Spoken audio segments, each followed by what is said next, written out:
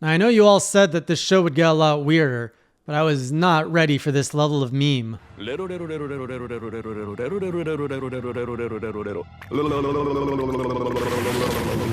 AJ Review.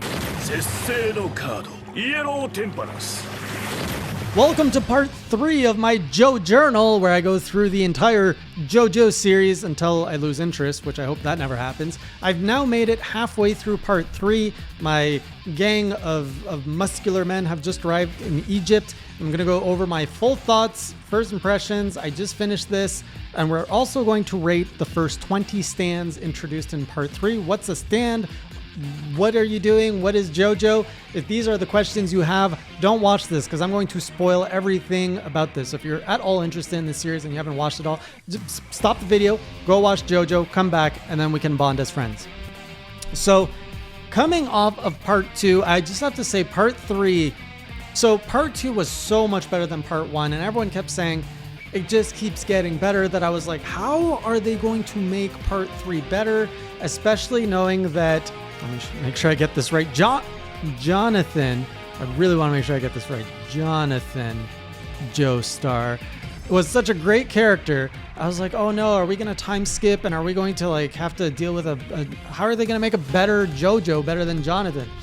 And I really want to make sure this is the right Jonathan. Hang on.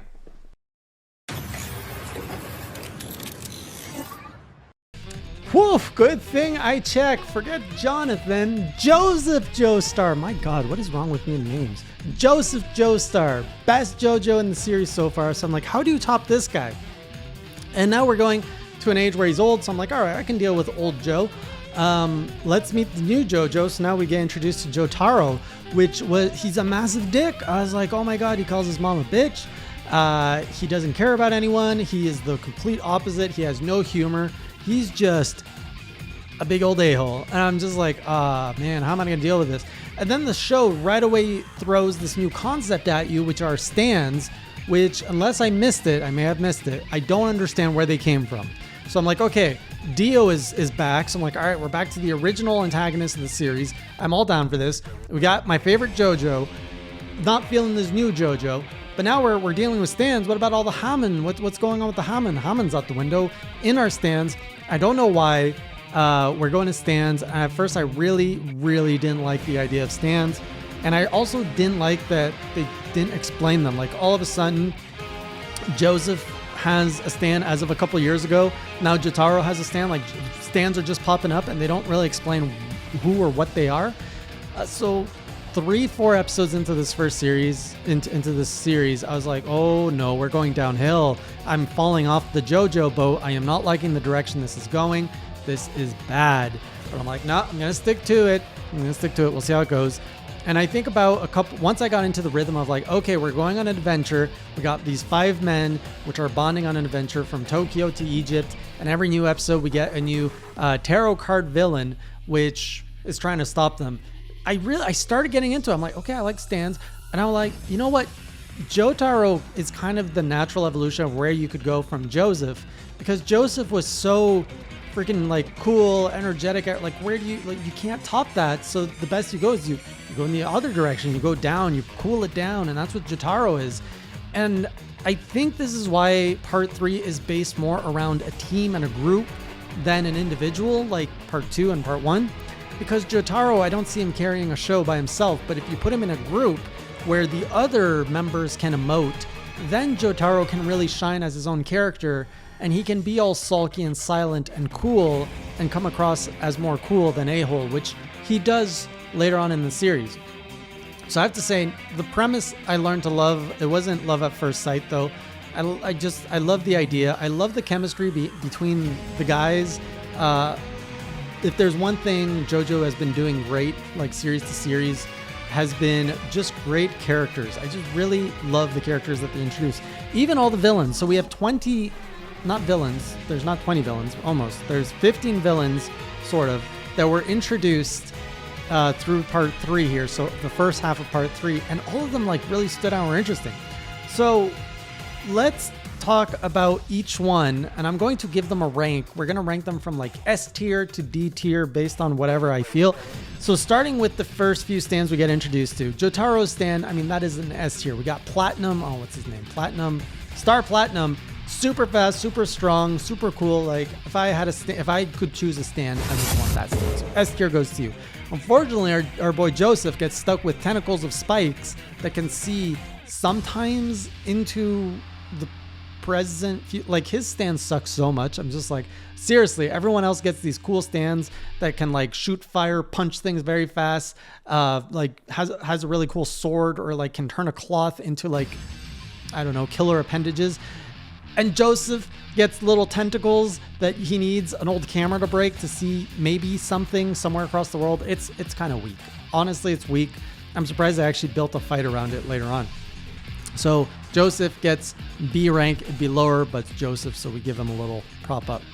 And then we get introduced to Avdol pretty early on, which is kind of our fire stand user. He's cool. He summons fire and shoots fire. Pretty standard stuff like him. And then the first, Avdol gets an A for his stand.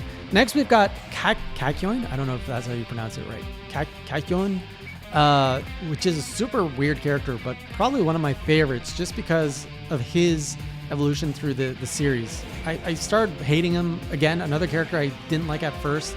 Well, he was a villain at first. And then he just kind of gets like cool. He does a little like weird cherry meme thing.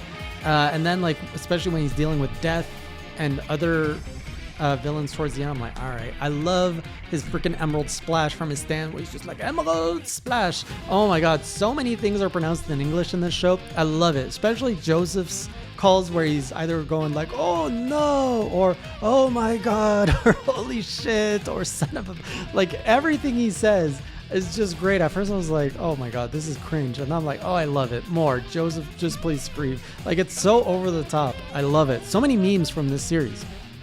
So Kakyoin's, I don't know if I pronounce this right either. Hierophant. So hard. S tier.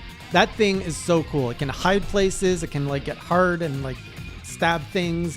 It can go like ears. It's just such a cool thing. It can shoot like emerald bullets. Just super cool. Like next to Star Platinum, this would be my second choice. Then our first villain is, of course, Greyfly, which is the thing that steals tongues. It's like the fastest stand, but the fact that its only power is it wants to steal your tongue, and that's how it makes you suffer, docks it a few marks. So it gets a B rank on the Hey J scale of stands. Like, come on. You're a villain, and all you do is steal tongues. Not really proud of you. Another thing I just want to talk about in general that was frustrating about this story is how the team of guys rarely are smart together. Like every episode, they're getting attacked by something that happens to be leveraging whatever they're in to their advantage, like against them. And the team always finds a way to be alone or isolated, or they're just like, oh, what could possibly be happening? Or where could this person be? And they're being attacked by a stand. It's like, oh, why are you guys such idiots? Stay together, be smart. Like, just assume everything around you is a stand. At this point, they're in a plane. It's their first encounter. I don't blame them for getting caught here, but later on it gets frustrating. The next one is Silver Chariot, where we get introduced to Polnareff, which is another great character. Like a great build character, but my God, do I want to slap that guy so many times. He can be so frustrating, but again, he's funny and entertaining, so it kind of balances out. But man, he does so many stupid things, but that's his character. Like, he's very emotionally driven, just easy to trigger, which is a flaw of his character, which is why he's frustrating, but he's well built because humans are flawed. Like a well-written character has flaws. So him and his Silver Chariot, honestly, it's cool. He has a cool stand, but I don't see that stand do anything cool other than like swing the sword a little bit here and there. So he gets a C rank on the Hey J stand scale. Next, we get introduced to Moon. So this is a guy that can apparently use like the entire ocean to his advantage and somehow loses. That's a fail on their part. But as far as stand goes, the fact that you can like leverage the whole ocean, that is S tier. Oh no, I gave him an A. Never mind, he gets an A rank. S tier, A rank because he sucked pretty bad. But the fact that he can do the whole ocean, that's still pretty powerful.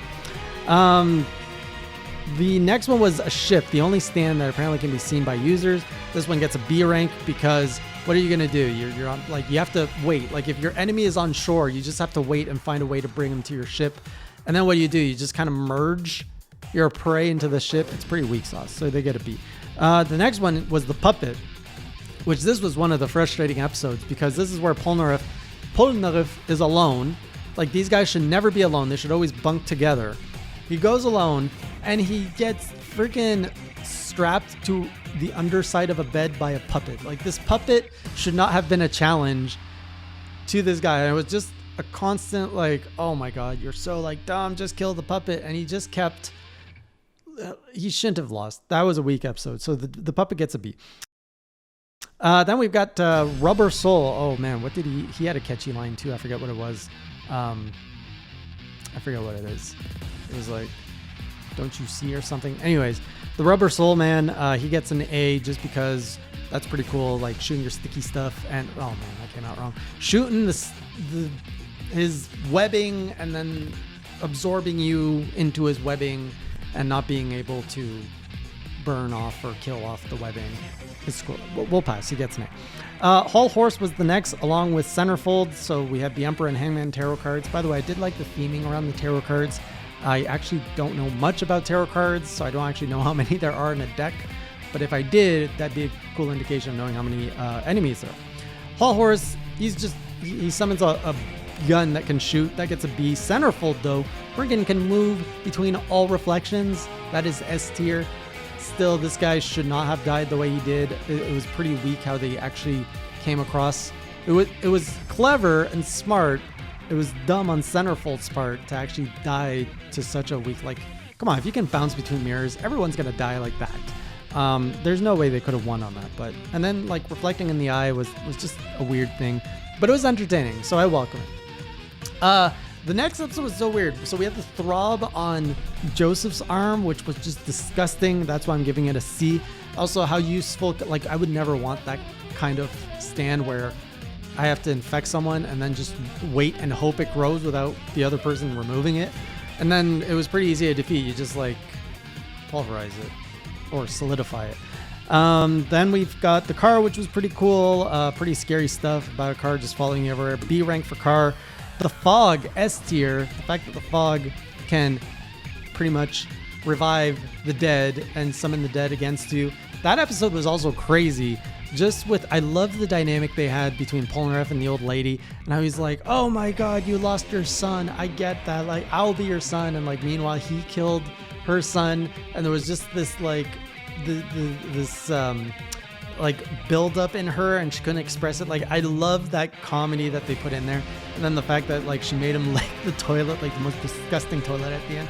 I'm just like, this is peak comedy. I love this thing. The show made me laugh so many times in this season.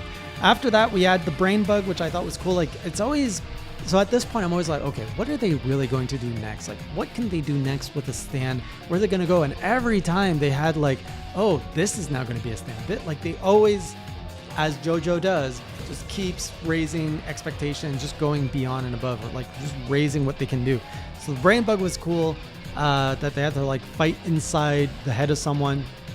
Again, disappointed Joseph's stand was not useful here. I did like that fight with the bug in the arm, though, just because we actually got more screen time with Joseph and actually being able to see how his stand could actually do something, like draw a map in the sand. But otherwise, man, his stand is just so weak. He'd be too powerful if he had a big stand. I think that's what's up here. The sun episode, I love this one. I gave it a D because the sun was just such a fail, but I mean A for comedy. I love how it was just so anticlimactic, like, oh, the sun, we're gonna die, and then he's just like shoots rock. He's like, but he's done. This stand's done. Moving on, next episode. Then we're getting into like the big meaty ones, because these were all like two-parters. Well, Lovers was a two-parter. We have Death, which was controlled by a baby, which I thought was really annoying. Again, love the comedy of the payback that he got to like slice the poo and give it back to the baby in his banana like soup, and the fact that it was like Joseph innocently giving him poo back in his mouth. I just, such good writing.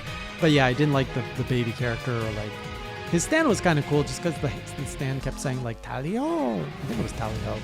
Whatever he said. It was cute.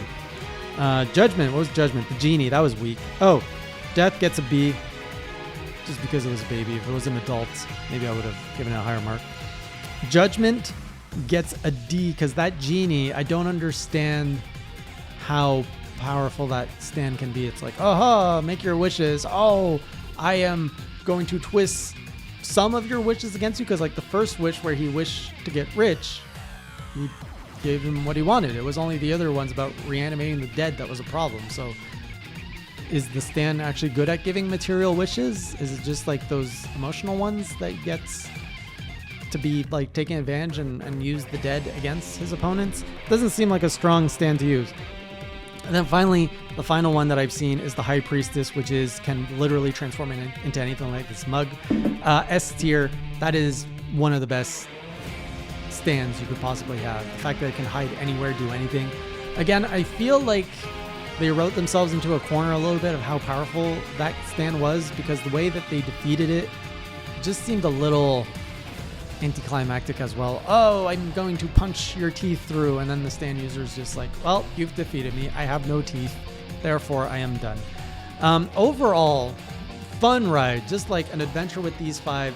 Fantastic. They could have a whole series with no stands, just these 5 men in a car just driving across the world, and I would just listening to the banter would be an awesome show. So I'm glad that the show did pick up from the first few episodes, because I was really worried about what was going to happen. Now I've created a bond with these guys. Also, I don't know if it's worth mentioning the whole Avdol dying thing. I was on the moment I was shocked. I was like, oh no, they killed the main character, but he's in the intro screen. But then later on they brought him back. I was like, come on, come on. I don't know where this show stands between killing and reviving their characters. They're so, I don't know, they're so wishy-washy. They were more committed to the deaths, I feel, early on, but now, Dio's coming back, Avdol's coming, everybody's coming back. So do people really stay dead in this series? I don't know. The fact that I just went through half a series where like they heavily teased the return of a great villain, aka Dio, and now like we haven't actually had much time on him. I know nothing about him. I just know he had all these minions. I know he's in Egypt. I don't know what he's been doing all these years, what he's been thinking, what his stand does. Like there's so much mystery that's what like got me sold on, okay, I'm gonna sign up for part 3. I want to see what Dio's about. But then I got like distracted by this cool adventure and all these stands that I'm like, oh my god, I fell in love. Oh, but yeah, we have Dio now. Such smart writing. This show is so smart. I love it. I just love everything about it. So now we're going into the second part of part 3. We're gonna see what this whole Dio thing's about, and I don't know what's gonna happen. It's such an unpredictable show. I just love it. I think there's more stands missing, so I'm looking forward to seeing what the last few stands are, and I'm on board with stands now. I don't know if stands are gonna be the new like staple of the show, or are we gonna switch this out for something else in part 4 or 5, whatever parts there are. It's the show that keeps on giving and surprising. So I love this, and I'm ready for the next part. So I'll see you on the next Joe Journal, and until then, keep it classy.